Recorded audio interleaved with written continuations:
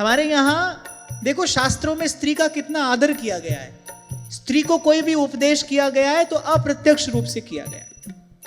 जब पुरुष को यह बात कही जाती है ना कि पर स्त्री को माता के समान जाने माने, तो माने अप्रत्यक्ष रूप से यह बात स्त्री को भी कह दी गई है। लेकिन क्योंकि स्त्री का सम्मान है, क्योंकि स्त्री जननी है, हमारे यहां स्त्री पूज्या है, यहां नारी की पूजा होती है, इसीलिए उसको जब उपदेश भी किया जाता है तो ऐसे अप्रत्यक्ष रीति से किया जाता है। अपने से बड़े व्यक्ति को कोई बात कहनी हो तो ऐसे दो टुक नहीं कही जाती है, उसको एक एक रीति से एक बात कही जाती है, एक शिष्टाचार है। ऐसे ये शिष्टाचार है। पर पुरुष के लिए पर स्त्री और स्त्री के लिए पर पुरुष। ध्यान रखना, ये जितनी धर्म की बात यहां पर हो रही है, ये बात जीवन में आए रहे, इसके लिए सदाचार का बल चाहिए। अगर सदाचारी नहीं हुआ जीवन तो ये सब कहने सुनने की बात है। एक बार क्या लाख बार कहते सुनते रहो, पर दो पाटन के बीच में और साबत बचा न कुए। धर्म को धारण करने के लिए, धर्म है ही वही जिसको धारण किया जाए। धर्म कोई चर्चा का विषय होता नहीं।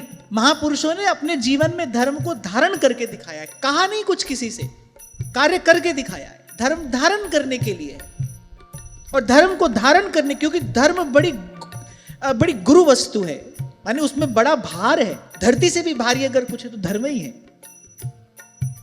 उस धर्म को धारण करने के लिए सदाचार का बल चाहिए।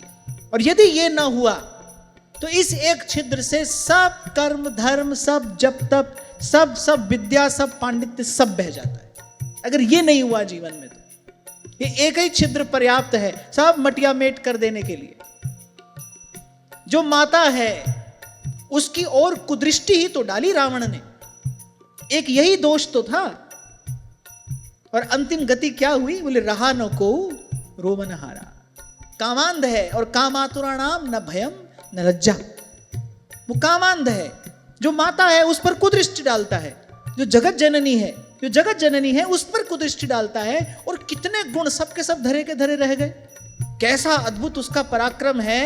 गोस्वामी जी कहते हैं कि वेद पढ़े विधि शंभु सभीत पूजावन रावण के घर आवे। अरे न भूतो न भविष्यति, ना ऐसा कोई हुआ ना होगा ऐसा रावण। संत कहते हैं 1 लाख पुत्र 1.25 लाख नाती, 1 लाख पुत्र 1.25 लाख नाती, ऐसा उसका कुटुंब है, परिवार है। और अंत में करे रहा न को रोवन हारा। उसका अंतिम संस्कार करने वाला कोई नहीं है। एक दोष है, किसी पर कुदृष्टि डाली है। जो माता है उस पर कुदृष्टि डाली। आप सोचो, माता पर कुदृष्टि डालने वाला पुत्र कैसा होगा? क्या वो मनुष्य कहलाने योग्य है? अरे वो तो असुरों से भी गया बीता है, वो तो पशु से भी नीच है, निकृष्ट है। और धर्मशास्त्र यही कहता है कि पर स्त्री माता ही है, माता ही है।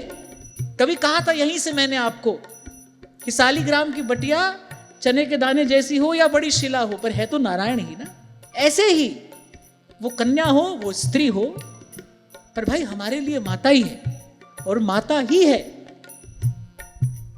और यदि जीवन में ये सदाचार नहीं है, कबीर साहब कहने सुनने की बात है, सब दंभ है, पाखंड है। सोई बात यहां पर कह रहे हैं, पर स्त्री जेणे मात रे और पर धन नव झाले हाथ रे। ये तप है। इस तप की बात ऋषभदेव भगवान कह रहे हैं।